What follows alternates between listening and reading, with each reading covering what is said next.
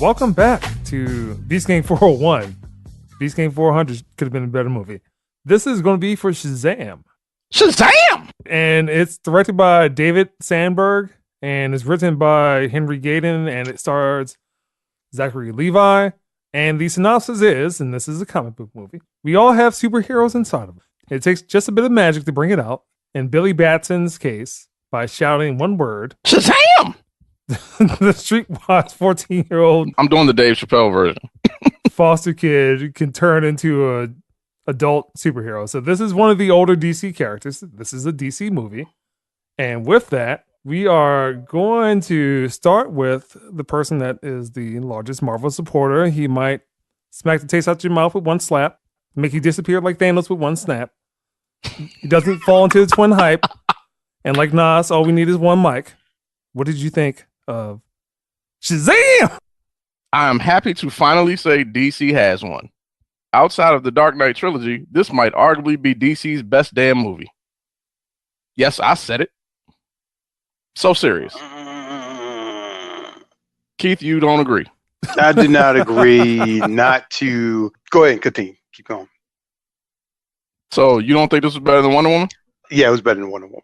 You don't think it's better than Aquaman? No, not better than Aquaman. No, It's better than Aquaman. You are no, brother. You are tripping. Aquaman was better. Brother, you know are what? tripping.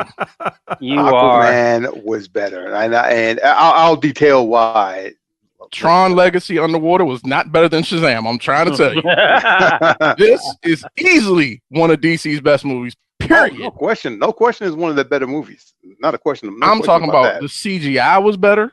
The storyline was better. Damn it, Zachary Levi. Sleeper castings. I'm telling you, they work every time. DC finally went non-dark, made a clear, concise movie that was fun, had heart, had good action. It damn made sense. The villain wasn't terrible. The only thing that was horrible in this movie was Djimon Hounsou's makeup. Shazam I think that was intentional, though. Shazam is a good movie. Even if you don't like DC, I tell anybody, go see Shazam. Like, I will go see that again. It was good. And it was really, really good. This is coming from a Marvel supporter. Absolutely. So you liked it like that? Yes, sir. Okay. Got to understand. Jay, I have sat through horrible DC movies. This shit was hilarious. Do we need to go through the list? Okay, I believe you. Let's start with Green Lantern and stuff. No, so bring up Green Lantern. It doesn't count anymore. Green Lantern has been erased. Outside of the Dark Knight trilogy, DC has gotten it terribly wrong on many occasions. Wonder Woman, very good up to the third act, and then that whack-ass ending. Shazam put all of that to bed, to where you looked at DC and said, wait a minute, they might actually be on a little bit of a roll and might have a foot in the game now. No. They even have it to where they could set up an actual universe for Shazam. They did everything with this movie right that they did wrong with everything else. It makes you look at Man of Steel and go, what the hell did you mess up with that? How? It's Superman. Yo, I'm tired of you, man. Seriously. Well, I mean, the problem with Superman is that he doesn't really have a lot of flaws. That's one of the things you have. It's not relatable. Yeah. This was a good DC movie. I don't know what Keith's talking about. It is better than Aquaman. It is not. Aquaman's a little better than Aquaman. I like Aquaman a lot better. Patrick Wilson with his screaming already brings that down 10 points. What the heck? What was he screaming about? Ocean No. Come on now. Shazam is better. I am the Ocean Master. I'm telling you, Shazam is better. Comedy-wise, is even better. Oh, yes. Comedy-wise, yes. Comedy-wise, it kills it. It pure entertainment value. After seeing Aquaman, my expectations for Shazam went up. I knew it was going to be good at that point. I said from the first trailer, I said, watch this be the one movie DC gets right, because nobody thought it was going to work. Everybody got pissed when Zachary Levi got cast. He is one big, gigantic nerd. He played Chuck. He was perfect to play this role. So you think they balanced the comedy with the comic book action? Yes. Okay. Like, Jay, I'm saying when this was over, they did one thing. I'm not trying to spoil it for anybody, especially because it's 2 weeks till it comes out. There was one thing they should have done that they didn't do, and that's the only thing that pissed me off with it. But other than that, they have it perfectly set up to where if they came out with a sequel in 2 years, I will damn sure be there. All right, so let's try to get some different opinions. So Keith, assume that you take some issue with some of the things that Mike has said. It is a good film, no question about it. I thought it was hilarious when they expanded the roles of certain individuals. Yep. That scene, I didn't think they were going to do that. I knew that was in the comics, but I'm like, oh, they went that route with this, and it worked. Downside to me, it was cheesy. You think it was corny? Cheesy, but nope. Oh no, it was hilarious. It worked. Zachary was perfectly cast. Even the costume being like ridiculously bulked up and swole up as it was, that was hilarious. That fit in with the entire motif. The mightiest mortal of all being the utter cheesiness. Even looking at John and Hansu's makeup, it just fit in with the whole world and universe. I love the story. I loved all that. But again, there was like a couple things I thought that Aquaman did better. Aquaman did the action scenes better. I thought the action sequences in Aquaman were a lot better. And I think that at times, I don't want to say it was too jokey, that it took too many leeways with the storyline and kind of made a joke of it too much. I kind of wish that Billy Batson was more the inner hero that he's supposed to be. That had shown through a little bit more. But other than that, those are minor gripes. I'll probably watch it again. Extremely funny. Everything you saw in the trailers, it was like a percentage of what actually goes on in there. I think I know what Mike's talking about the scene at the end. I was waiting for it, but I didn't see it, especially considering his name's the executive producer. Oh, he's going to pop up. All right. So, Matt. Easily the best DC movie made outside of Batman. It took the opposite approach of DC, where DC traditionally was grittier and grimy and dark, and they went away from that, given that, one, they knew their audience, more of a child, 15-year-old superhero, and they made it relatable to someone who was 15, hence why it was quirky the way it was, but they did it so flawlessly. And along with most of these origin movies where folks are trying to find out how to use their powers, that, you know, I forgot he wasn't a sidekick per se, but the one that was guiding him through his powers, he was a superhero geek, and he was able to guide him through his thought process and what works, what doesn't work. I felt that was good rather than having to rely on flashbacks or elongating the story. I mean, this movie was very, very well done. I was skeptical at first when I saw the trailer, but everything goes along perfect, and it relied more on storytelling than it did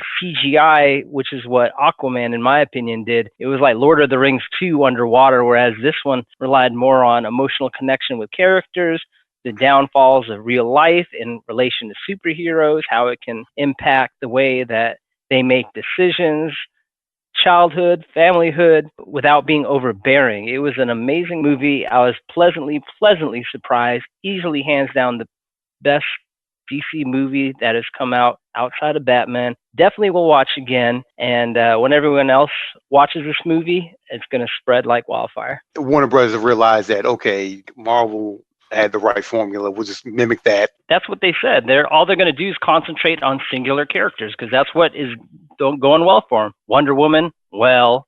Aquaman, well. Shazam, when it's fully released, that's going to be well. I don't know what else other movies are coming out. I think they're going away from the whole universe deal, even though with Shazam, it did have a couple Easter eggs here and there. They're like, oh, okay, Batman's right there. Oh, okay, Aquaman, okay. But it wasn't forced like all the other previous movies that were out there. It went flawlessly. I couldn't expect a better movie. If they kept this director as far as the oversight for the rest of the DC universe, which is now extinct, I think they would have had a better coherent continuity of all the characters if they followed this formula. But DC's going away from this whole expanded universe and just concentrating on character development, and hopefully somewhere down the line they reunite everyone, because I can really see Shazam being part of the Justice League and acting as Quirk as he did, just like he did in the cartoons. He was fucking perfect. Yeah, I'm sorry. Yeah, you're absolutely right. I agree with you on that one. Like in the cartoons for Justice League, he was amazing. Like, it was flawless. I don't know what else to say. I mean, he acted like a 15-year-old, although he had the superpowers of gods, but it was great. Yep. Wait till everyone else sees it. Wait till the rest of Beast Gang sees it. I'd be very pleasantly surprised if anyone scores under a 7. Go see Shazam. I'm like dead serious about this. The third act, the action scenes towards the end, that was a little drawn out. think they were trying to develop somewhat the other characters with what they had in there. I was like, oh shoot, Megan Good up in here. Oh yeah. So did you see character progression? Oh, definitely. Yeah. Oh yeah. Definitely. They basically did the whole thing that Marvel's doing, and that is quirky family movies where you got the loner kid who comes into a new family, and he's kind of got a bond with the rest of the quirky family members. That's basically what it is, except this one is big secret is that he can at will turn into a 6'3" superhero, and he's discovering his powers. But he's got his own agenda. He's looking for certain things. And I wasn't a huge Captain Marvel fan, so I never really paid a lot of attention so you're to talking him. about DC Captain Marvel? Huh? So you're talking about DC Captain Marvel? DC, what's his name? That's what he's called. So his real name. Marvel, Captain Marvel. DC's Captain Marvel. The upside about Billy Batson was that he had a screwed up life. He had Peter Parker's life, but with no Aunt May. He's on the streets practically. He has occasional foster family, and I think he had an uncle, that helped raise him as well. But for the most part, he was by himself. But he had this inner ray of hope and stuff. He was just a good person on the inside. He was very positive about his situation. If he had one slice of bread, he would give half of his bread or his whole bread to someone who's starving on the street other than himself. He was that type of good character. In this case, this kid was more of the cocky, charismatic rogue than anything else. That was a little different, and that actually worked for this movie. It worked so well. It's like the little things that they tried that broke away from the comic book and that they did to make the story flow. It all seemed to work. And the movie kind of felt almost like Spider-Man Far From Home, like tone-wise. I think it would have been a little bit more fun if they stuck with that, but him learning his powers and that running gag, they did that just enough. Yeah. To make it, they didn't overdo it. It felt like Iron Man, the first one, when he was, testing out the equipment. Yeah, testing the suit out and everything. Mm-hmm. Like they knew when to let stuff go and to kind of move on from it with this movie. They didn't beat anything over the head, and like I said, man, it's just easily to me, outside of Dark Knight trilogy, DC's best movie. I think I like the world building on Aquaman a lot better. Yeah, it was just fantastic. They ripped off a whole bunch of movies. I don't care. Be proud of the fact you don't care, Keith. I don't care. Shit. Fast Five, snatched the I whole like scene. That it ripped off. All right, how about that? That's fine. Shot for shot. Just straight plagiarism. It's all good, though. All right, so let's go to the scores. Again, Big Mike, your score for DC Shazam.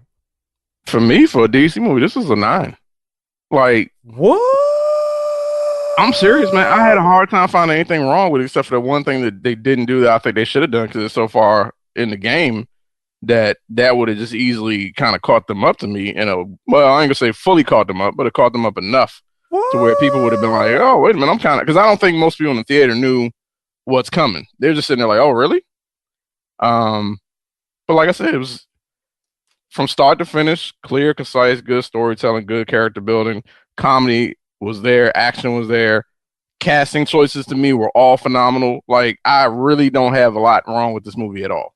I would easily go see it again. The only other thing that I would say for them is I wouldn't have put it out in the beginning of April, knowing what's coming a few weeks later, but hey, try to get as much money as you can up until the 26th. That's the best thing. Yeah, that's the best they can do. They probably should have released it like now. Yeah, I mean, I think they probably expected Captain Marvel to have a slightly longer run. I mean, I wouldn't say Captain Marvel was over, but Captain Marvel has made what, $850 million already? I'm just saying the media cycle for Captain Marvel is done. It was it's over. It was basically about the month before it because there was some controversial stuff. The week that it came out, and like the last 2 weeks, and that was it for Captain Marvel. I told you it'd make more than $500 million. It's at $850 right now. Well, yeah, I guess. I mean, it's a shitty movie, but I mean, overall, I mean, $850. It's made that money because of the tie-in, really. Oh, we were starved. This was probably the longest that Marvel's went without coming out with a movie. We were starved for movies. I mean, shoot, X-Men comes out, what, May? That piece of crap. That's going to be interesting. Why? I'm not even wasting my time. I have no idea. I'm still going to watch it. I was so mad The Last Stand, I don't even want to think about this shit. All right, so Keith, what score would you give Shazam? I would give it an 8.5. So I know you have some difference of opinion with Mike, but that's pretty much his score. It was a good film. It was a fantastic. You said this is not better than Aquaman, so you're giving Aquaman a 9. I said yes. I said it's not better than Aquaman. I like the Aquaman a lot more. And I like the world building that it did, and more or less I like the potential that was coming about.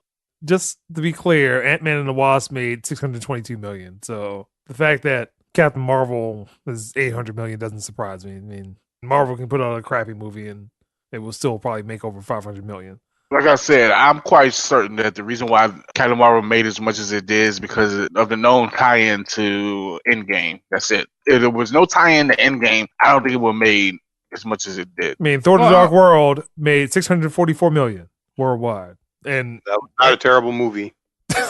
Stop it! Stop it! Someone take his mic away. You smoke some real good stuff, Keith. Why are you all so hateful about that movie? Have you ever watched it? Terrible. Yeah, I watched it. I saw it like I watch most Marvel movies when they come on TV. I cut Thor: The Dark World off every time. Well, Mike, this other movie that you might want to cut off also made $1.2 billion. I know. You don't have to remind me. It is called Iron Man 3.